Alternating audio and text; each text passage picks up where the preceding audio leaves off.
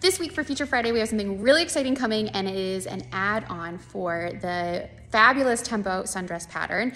Tammy is actually creating a sleeve for the dress. Let's see how she's doing with her sample that she's sewing up right now. So I'm just starting to cut out, and I have had this fabric marinating in my stash for ages. It's actually a Liberty Tanalon, and I have so much of it because I bought it for a quilt back, but I think this pattern is just perfect for it, so I couldn't pass it up. But the Tempo, I'm doing a sleeve add-on where you can do like a sheared or shired, however you say that.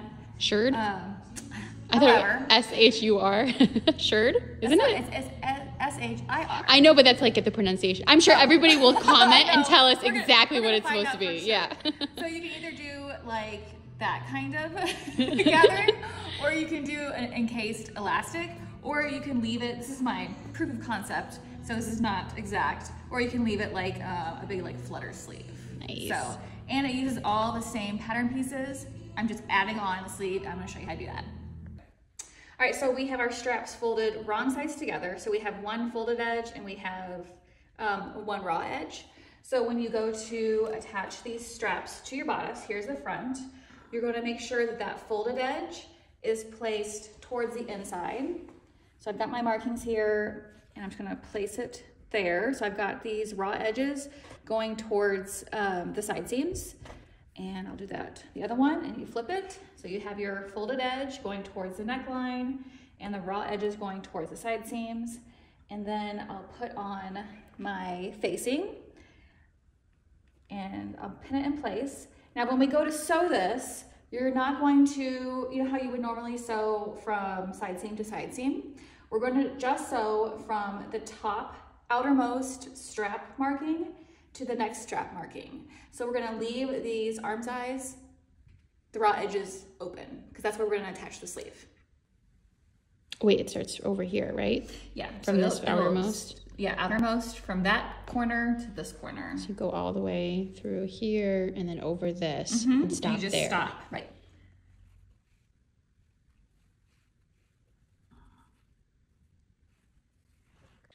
All right, how we doing, Tam? We are doing good. I have one sleeve attached, and I'm gonna show you how I did it. I wanted you to see the almost finished product first. So you can see how the sleeve is just sewn onto that strap, and the arm's eye, that's normally like finished with the facing. And this is what it looks like on the inside. So there's that facing that we left raw, and then the raw edge of the strap, both sides. Cool. So it's just like that. So your sleeve is like a puff sleeve, so it's got gathering at the shoulder. So I've done my 2 rows of basting stitches, and I have my markings on the sleeve, but I need to mark the center of the strap. So I'm just gonna do that real quick. And if you need to make any adjustments for the strap, because sometimes you needed to do that for people who, you know, had different dimensions. It's a good point. You definitely want to do that before you put the sleeve on. So, and the sleeve can then just be gathered more or less depending on how much you take up or to let out your sleeve. Okay, so I'm just going to start gathering the sleeve head. It doesn't have a ton of gathers, but it's definitely noticeable. And you're gathering between, there's markings on the sleeve.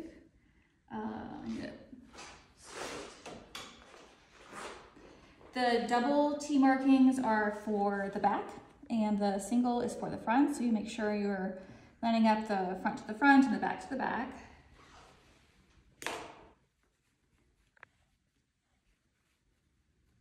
And these markings also correspond to the straps. So this is the back, so I've got the shearing right here. So we'll do right sides together. So from the edge of the sleeve to the marking, it will be this arm side right there, and we'll just line it up.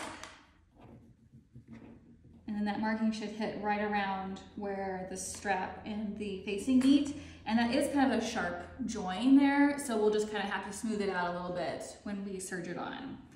So now I'm gonna put my sleeve head marking there, clip it together, and then do the same on the other side. And this is the front. So same thing with the front. from the side seam of the sleeve into the first marking is like the arm's eye, and then that marking should hit right around where the strap starts.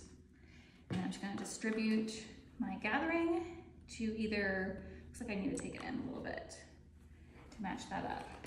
And this one needs to be let out. So just kind of do that, finesse it a little bit.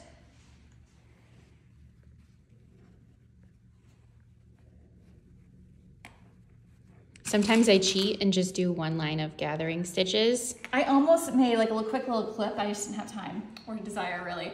But to show you, and I didn't want to waste the fabric, but to show you on a dress that has 2 lines of gathering versus 1, it's a big difference. Because it's holding it in place. Yeah. So it's able to be evenly distributed. Yeah, it's a difference, I think. Sometimes it's those little things like pressing with the seams and all those things that we sometimes skip just to make it easier, faster. They make a difference. Yeah, and I don't know about you, but when I put the time into it to do it the right way, I'll wear it more because I know it's finished nicer. I feel the same way about my serger color thread. Yes, yep, that's another thing. So now I'm just going to take this to my serger and just serge all the way across. So now I'm going to be really aware when I come to those the strap joins, because it is a sharp angle there. I'm going to make sure that everything is caught.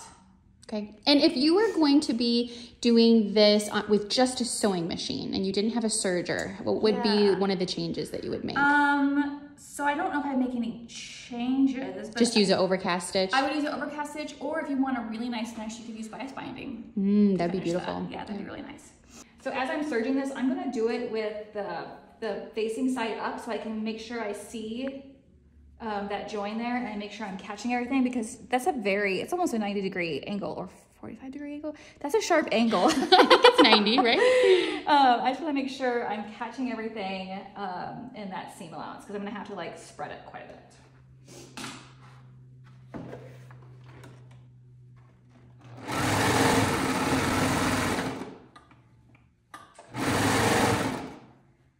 I'm coming to that, this is the sharpest angle, this is the back. I'm just gonna kind of take it slow and adjust everything as needed. And I want to make sure I don't if this is the strap right here, I don't want to catch the strap into my serging. I don't want any folds or puckers.